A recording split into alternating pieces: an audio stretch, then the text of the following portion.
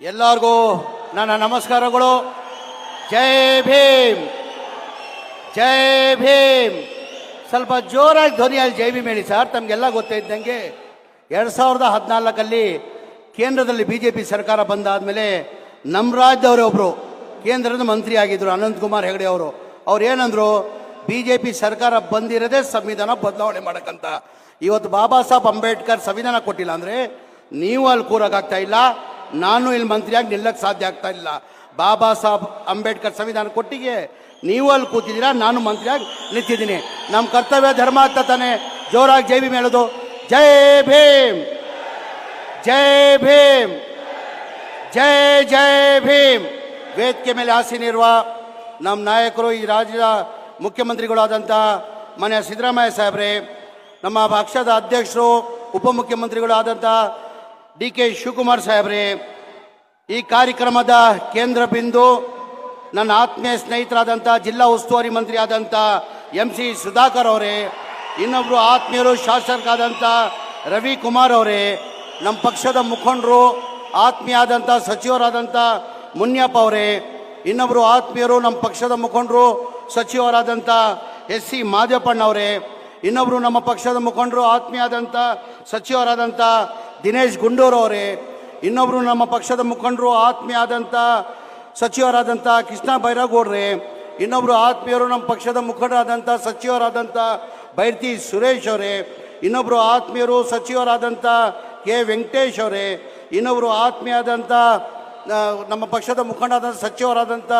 ರಹೀಂ ಖಾನ್ ಅವರೇ, ಸಚಿವರಾದಂಥ NS ಬೋಸರಾಜ್ ಅವರೇ, ವೇದಿಕೆ ಮೇಲೆ ಆಸೀನಿರುವ ಎಲ್ಲ ನಮ್ಮ ಪಕ್ಷದ ಮುಖಂಡರೇ, ಇಲ್ಲಿದ್ದಂಥ ಆತ್ಮೀಯರೇ, ಮಾಧ್ಯಮ ಸ್ನೇಹಿತರೆ, ಇವತ್ತು ದಿನ ದಿನೇಶ್ ಗುಂಡೂರಾವ್ ಸಾಹೇಬ್ರು ಹೇಳ್ದಂಗೆ ಇವತ್ತು ಇಷ್ಟು ದೊಡ್ಡ ಮಟ್ಟದಲ್ಲಿ ಜನ ಬಂದು ಇವತ್ತು ಈ ಕಾರ್ಯಕ್ರಮ ಭಾಗವಹಿಸಿದಿಂದ ಇವತ್ತು ನಮಗೆ ನಮ್ಮ ಸರ್ಕಾರಕ್ಕೆ ಒಳ್ಳೆ ಕೆಲಸ ಮಾಡಿದ್ವಿ ಅಂತ ಸರ್ಟಿಫಿಕೇಟನ್ನು ಕೊಟ್ಟಿದ್ದಾರಂತ ಈಗ ತಾನೇ ದಿನೇಶ್ ಗುಂಡೂರಾವ್ ಹೇಳಿದ್ದಾರೆ.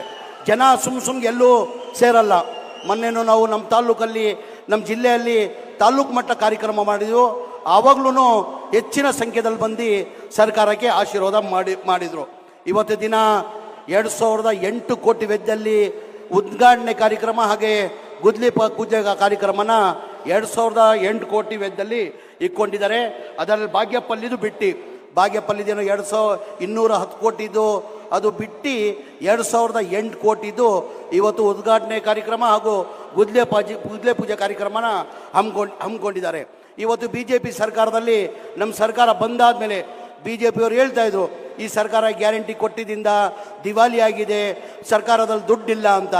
ನಾನು ಭಾಳಷ್ಟು ಈ ವರ್ಷದಲ್ಲಿ ಹೇಳ್ತಾರೆ ನಿಮಗೆ, ಈ ವರ್ಷದಲ್ಲೇ ಭಾಳಷ್ಟು ಕಾರ್ಯಕ್ರಮ ನಾನು ಹೋಗಿರೋದು ಮನೆಯ ಮುಖ್ಯಮಂತ್ರಿಗಳ ಜೊತೆ, ಉಪಮುಖ್ಯಮಂತ್ರಿಗಳ ಜೊತೆಯಲ್ಲಿ ನಾನು ಹೇಳ್ತೀನಿ. ಯಾವ ಅಭಿವೃದ್ಧಿ ಕೆಲಸಕ್ಕೆ ಗುದ್ಲಿ ಪೂಜೆ ಕಾರ್ಯಕ್ರಮಕ್ಕೆ 19/7/2025 ದೇವನಹಳ್ಳಿಯಲ್ಲಿ ಮನೆ ಮುನಿಯಪ್ಪ ಸಾಹೇಬರು ಕಾರ್ಯಕ್ರಮ ಮಾಡಿದರು. ಆ ಕಾರ್ಯಕ್ರಮಗಳು 1700 ಕೋಟಿ ಗುದ್ಲಿ ಪೂಜೆ ಹಾಗೆ ಉದ್ಘಾಟನೆ ಕಾರ್ಯಕ್ರಮನ ಇದೇ ವರ್ಷದಲ್ಲಿ ನಾವು ಮಾಡಿದ್ವಿ. ಅದ್ರ ಜೊತೆಯಲ್ಲಿ ಕೊಪ್ಪಳದಲ್ಲಿ 14/6/2020 ಕೊಪ್ಪಳ ಜಿಲ್ಲೆಯಲ್ಲಿ 2578 ಕೋಟಿದು ಗುದ್ಲಿ ಪೂಜೆನ ನಮ್ಮ ಹೊಸ ಕಾರ್ಮಿಕರಿಗೆ ಗುದ್ಲಿ ಪೂಜೆನ ಮಾಡಿದ್ದೀವಿ. ಅದೇ ಥರ ಕೊಪ್ಪಳದ ಬಳ್ಳಾರಿಯಲ್ಲಿ ಸಂಡೂರಲ್ಲಿ ಒಂದೇ ತಾಲೂಕಲ್ಲಿ 1280 ಕೋಟಿದು ಗುದ್ಲಿ ಪೂಜೆನ ಮಾಡಿದ್ದೀವಿ.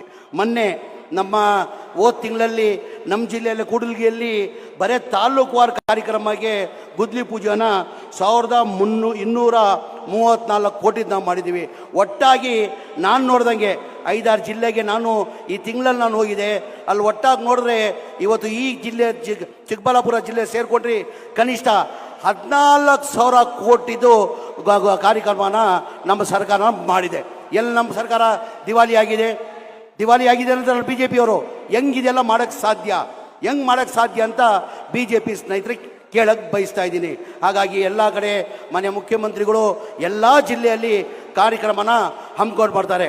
ನಾನು ಹೆಚ್ಚಾಗಿ ಮಾತಾಡೋಕೆ ಹೋಗಲ್ಲ, ಅಥವಾ ಭಾಳ ಕಾತುರದಿಂದ ನಮ್ಮ ಮುಖ್ಯಮಂತ್ರಿಗಳು ಮತ್ತು ಉಪಮುಖ್ಯಮಂತ್ರಿಗಳು ಕೇಳಬೇಕಾಗಿದ್ದಾರೆ.